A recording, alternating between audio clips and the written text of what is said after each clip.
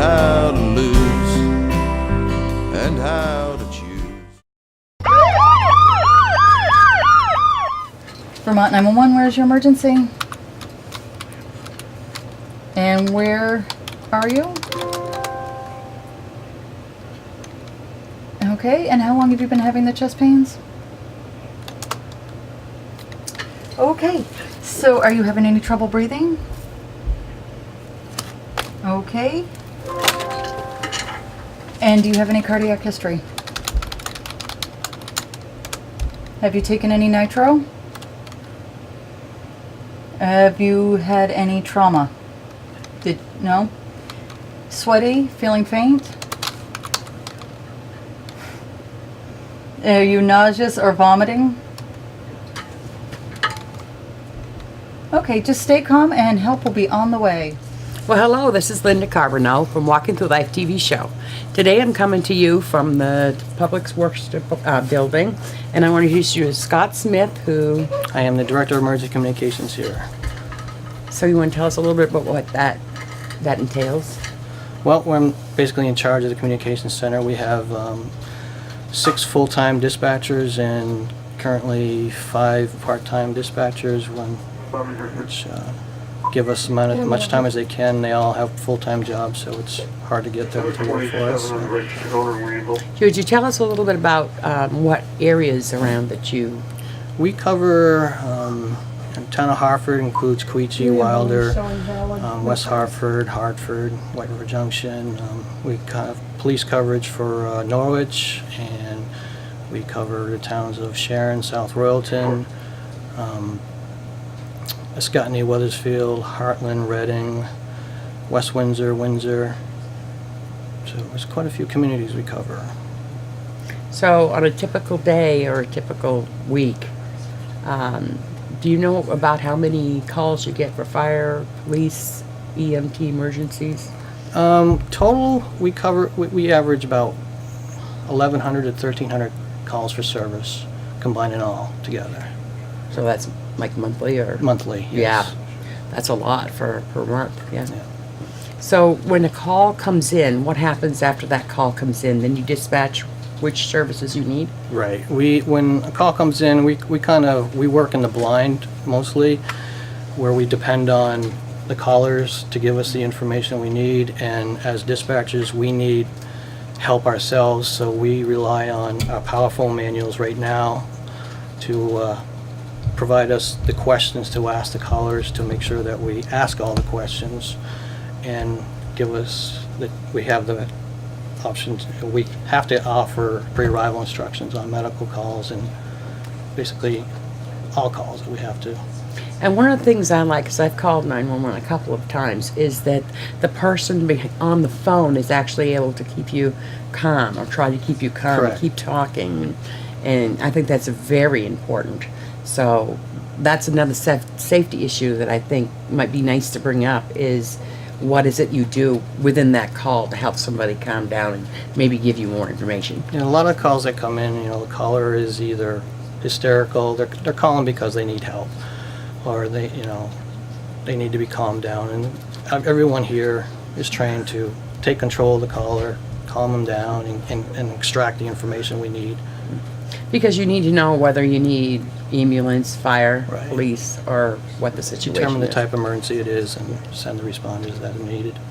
And I just think that's important. And like I said, I've used it a few times, and it's been very helpful for me, especially when they say we're going to stay on the phone with you until they get them to help arrive. Yes, so that's really important. Mm-hmm. So I would like personally to say thank you to all of you for the work that you do. Thank you very much. It's a roll. Well, Scott, now here we are exactly in front of one of your communications Consoles, yep. It's consults, and we're going to be speaking with Martha too. So, Martha, you want to tell us a little bit about what you do? Well, dispatching for the agencies that Scott spoke about, police, fire, EMS, 911, can be pretty busy during the day. But I've been doing it for a number of years. Don't be shy, you've been doing it for over 25 years. 25 years. It must be hard when you get an emergency call in that, you know, is hard to hear and how you might be helpful to that person. So it must take a lot of courage and toughness and There are certain calls that are more challenging than others. Certainly ones at Do you know which officer you saw? Hartford Dispatch. Hi, can you hang on for just a moment? Dispatch. Hi. This goes on a lot. Okay. Constantly being interrupted. Yeah. Okay. That's Thank okay. you. It's Bye. the first hand, but they. So the girl. Hi, thanks for holding. Can I help you? Yes. So it was Officer William Bruno? Can I give you a call back in Other like 5 times, like- minutes? Officer The Solomon night before, one of the dispatchers working the evening But shift why don't I put you sat through? down when he first came on Yeah, I shift. don't think I He couldn't did, get up so, for but I 5 can give you a hours call back because in he was like so 5 busy. and confirm that with you. Why don't I put you through to Okay. his voicemail? Thanks, bye. For the information. because she Martha, was if you can, I might have you just turn your head towards Brianna so she can. Sure. Thank you. Not that you can't get back right away. Right. Emergency. Oh, yeah, I'll be fine. Just give me a little buzzers. Hi. I want to ask you too is what's the most challenging thing about your job? Most challenging thing. Probably, I mean, intense situations where you don't know where the person is, where you're having to rely on 911 and mapping and having a cellular device up in this area, unlike in a city area. They've got to triangulate off of a number of towers, and you're not always going to get an exact location of where somebody might be. So you've really got to depend on your skills of being able to extract the information out from the person and getting landmarks, locations. And that can be a challenge sometimes, especially if the cell phone service is scratchy, not coming in that well. And certainly calls involving children. And those can be difficult. Yeah, it's kind of like you have to keep your emotions You do, yeah. in check just so you can be helpful to Yeah. others. So. Yeah, because you've got to be in control of that situation, or the person on the other end isn't going to sense that you're able to help them. So you've got to, present yourself in such a way that it's okay, we've got help coming, to gain their trust. Right, and that's just so important. And it's the same thing when you're reporting a crime or anything else that's going on for you. And I imagine, being somebody that has a mental illness, that when you get somebody that's having a mental illness crisis, that might be one of the most difficult that you have to deal with. It can be, and also when you're taking these calls, keeping in mind, public safety along with officer safety, determining if people have weapons, what state they're in, So if we can we take like one example of a call, like if somebody called and they had falling in the street or something, they can't get up, somebody's calling, that needs help. What would you do? What's some of the things that you would be able to ask them? As far as somebody that has fallen, Yeah, and can't get up. well, you're going to encourage the caller, if the caller's not the person themselves, if it's a bystander, you're going to encourage them, to have the person remain still in case if they hit their head, if there's any head injury, any back injury. You always determine if, there's any difficulty breathing, if there's any chest pain involved. In this day and age now with medical calls, we need to ask the Ebola questions. We've got to ask if they've been out of the country in the last 3 weeks and, if they've come in contact with anybody. And people get a little bit aggravated with that because they think they're silly questions, but unfortunately they're questions that we have to ask. And then you would just, encourage them to remain where they are and get help to them. And of course, as we're on the phone on 911 with them, we're at the same time inputting the information into the computer system, and we're toning out the ambulance to respond. So it's like we've got multitasking. we've got a number of things going on as we're still talking to the caller on the phone. We're typing the information in, we're toning it out, and So that takes a lot of skills. It takes a lot of skills, I would think. It's very hard finding someone who can sit down and do this job. It's because of the multitasking things that need to be done. yeah, and there's periods of time when there may be one dispatcher on, more during the midnight time. But, you know, if we're in here during a midnight shift and we're dealing with that, it's not uncommon for the phones to ring on the 7-digit side. So you have to be creative and mute the phone and grab the other one and determine if that one's another emergency and prioritize the call. Yeah.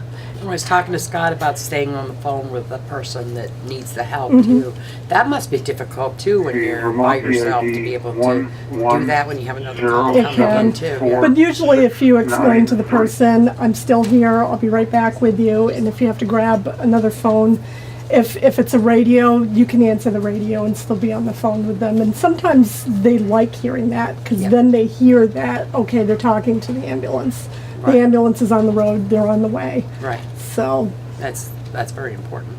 But what is I mean, when you talk about not being able to fill positions or only having one person on when there's a need for 2 or 3, what do you have to sacrifice for that? Your family life, because we have to, a lot of the full-time dispatchers are working a lot of overtime. Our part-timers are filling in when they can to help with the load of the hours that are vacant and need to be covered. And we average on the low, since January till now, every pay period on the low end has been 108 hours need to be covered. On the high end, it was 176 hours that need to be covered per pay period. That's a 2-week period. So it takes a toll on people. And I can a lot of imagine. times they really don't want to do the overtime, but we have no choice. And how many full-time positions have you got right now? We have 6 full-time dispatch positions and myself as the director. Wow. And you've got 2 of these communication centers right here, plus Right. you've got, We have third, that's a spare console over there Yeah. that can be staffed when we have a severe weather event going on or a critical incident going on. Irene would be a good example Yeah, we had- when we dealt with oh yeah, Irene, and we had, at one point, we had a person sitting on the third console, and we had 2 people sitting at each of the other consoles during the high points of it. At one point, I was only answering 911. I was sitting over here, and the other person was answering the phones and radios. wow. And that was probably, in all the years that I had been dispatching, that was probably the most intense I can imagine. situation. And I was talking to Chief Kirsten earlier about the effects of having to work overtime, the health risk and all of that. You want to talk a little bit about that, coming into the communications center? Well, Martha's been the one that works the most overtime, and she can. Yeah, how's that affect your everyday life when you have to work so much overtime? It's crazy when you have kids, and when, you know, kids at home and they don't get to see you as much. You know, I have to come in at 3 in the morning, so I'm usually getting to bed by 5 o'clock at the latest. So they're not seeing me through the evening hours. And usually I'm coming in at least twice a week, if not more, depending, you know, if people are off or sick or whatever the case may be. So definitely the family time. It's stressful on all the dispatchers who work full-time because they, have to hold over till 3 o'clock in the morning. And it's just adds the stress to them. You know, and of course the stress of trying to keep up with your home life, trying to laundry, cooking, Yeah, trying to keep the house clean. And Yeah, and I think it would affect your health too if you're like tired and doing the job and then going home and doing more. I think that would definitely take a toll on you physically too. I just want to say thank you for what you do. That's you. wonderful, and your concern in wanting to replace the overtime for the time being, and hopefully we can be able to help with getting somebody else to be helpful. But it takes a strong person to do what you're doing, and well, thank you very much. well, thank you. That's for sure.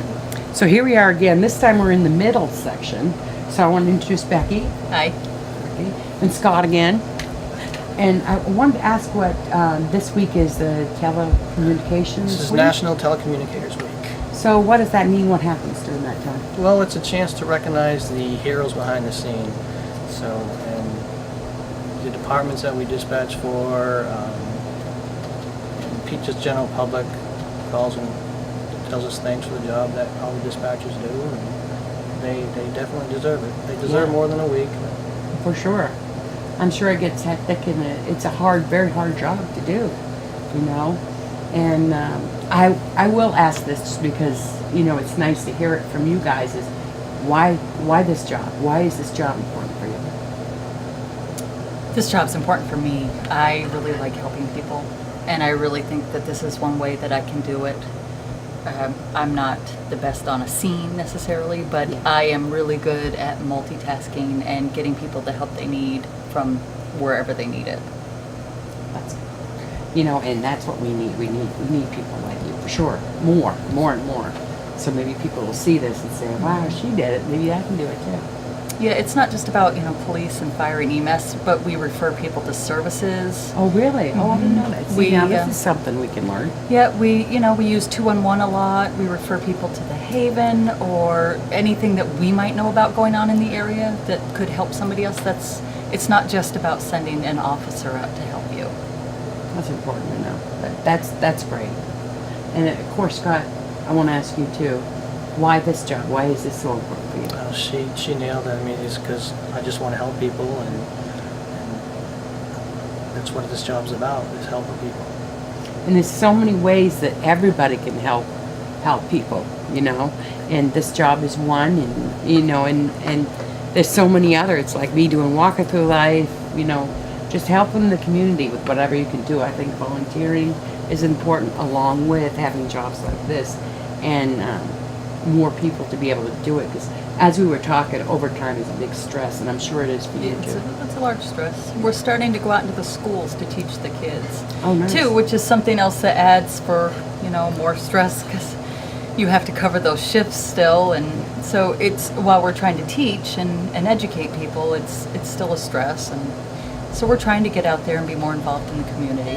Yeah, I think this is a great way to do it too with CATV too, you know, being able to come and talk to you guys at where you are, so it's more convenient for you too.